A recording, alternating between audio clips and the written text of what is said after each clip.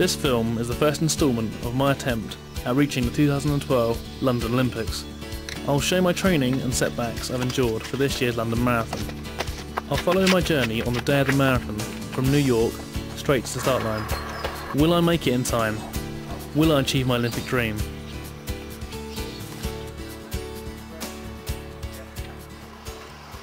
I'm here at the building site for London Olympic Games 2012. Some might say I'm optimistic, some might say I'm arrogant, but I will represent Great Britain in that stadium. I will use the slogan for the London Marathon, "Impossible is nothing," as my mantra. I also believe the success I had when I was younger as a runner, combined with the intense training I've endured leading up to this year's London Marathon, that I have the right credentials to achieve my Olympic dream. While I was training for the marathon, I read about the amazing Phil Packer's quest to take part in the London Marathon. The former Army Force Marshal was sheltering behind his vehicle during a rocket attack in Basra, when the vehicle rolled down a sandbank and crushed him. The medical team classified his injury as motor complete. He'd never walk again. Although the prognosis was grim, Packer's determination forced every cell in his body to fight.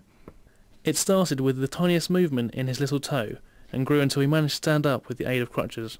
Using a combination of his mind and that small ounce of mobility, he was able to put one foot in front of the other. He realised that there were other people around him with injuries that were worse than his, and it spurred him on to challenge himself to go from not just walking, but taking part in the London Marathon. A 26.2 mile race, which many able-bodied people wouldn't even dream of attempting. This inspirational man really got to me. It made me think, if he can push himself to achieve that, then why can't I push myself to a similar dream?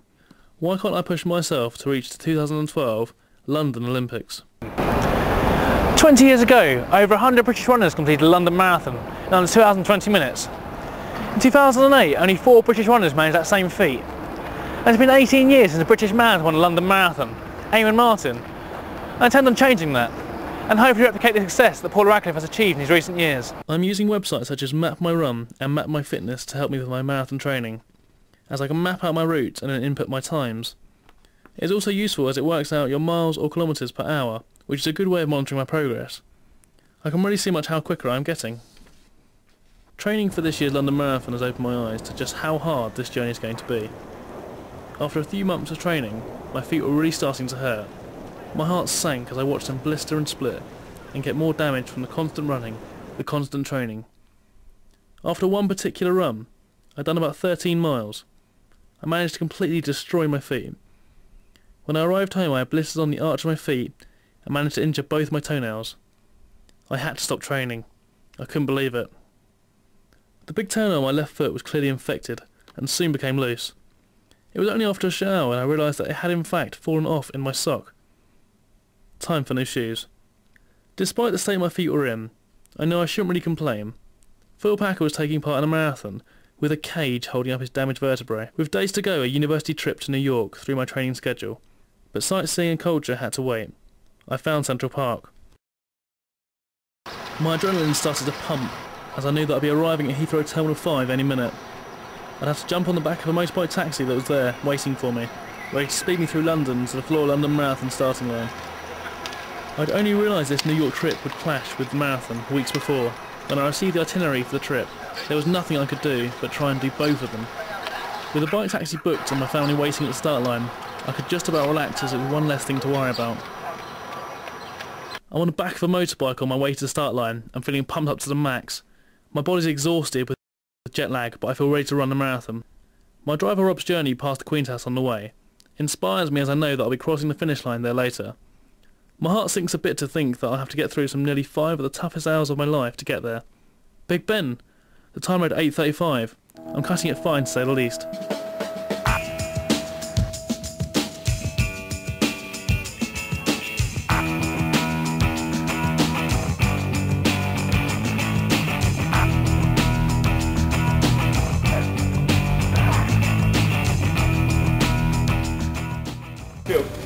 Yeah, journalised. I'm slightly tired.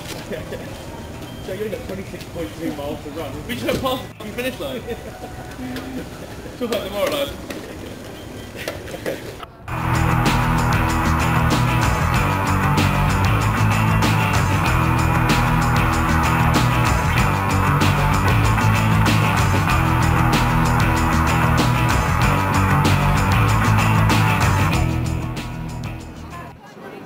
The elite pack running through the streets of London miles ahead of me, and 30,000 other runners. With my dream in mind, it's quite ironic to think how far ahead they are. I plan to use people like this as targets for my future training, and in a few years, I'll be the one leading this pack. The elite runners have collected their medals, had their ice-cold baths, and got changed, and I'm still on the streets of London with my dad. I'm feeling quite good at this early stage of the marathon. That's about the 7-mile mark. It's really good to see family and friends along the course. With all the fans and the whole marathon experience, I seem to completely forget that I'd just got off a flight from New York. It's a good job. My tiredness didn't seem to bother me as much as I thought it would. Well, so I thought.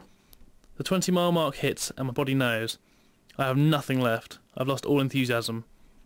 My tiredness, the last 20 miles, the whole thing just gets too much. I can barely stop to acknowledge my friends as I pass. I just feel like giving up. I finish in 5 hours and 4 minutes. I'm ruined. These are my results of the marathon, something I'm quite ashamed of. This was nowhere near what I wanted to achieve. I obviously have to take in mind that I probably would have got a better time if it wasn't for the flight, but in my mind, it's not the point. This wasn't the start to my 2012 dream that I'd hoped for, and I will have to step the training up considerably. Marathon winner Samuel Wanjuri ran the race in a mind-blowing 2 hours, 5 minutes and 10 seconds, a speed of 12.5 miles per hour, compared to my pathetic 5.2. I have a lot of work to do, but it's a dream I think is obtainable. Now I've run a marathon and performed badly, I know that I need to push myself to get to an elite standard. Knowing is the easy part, doing it will be harder.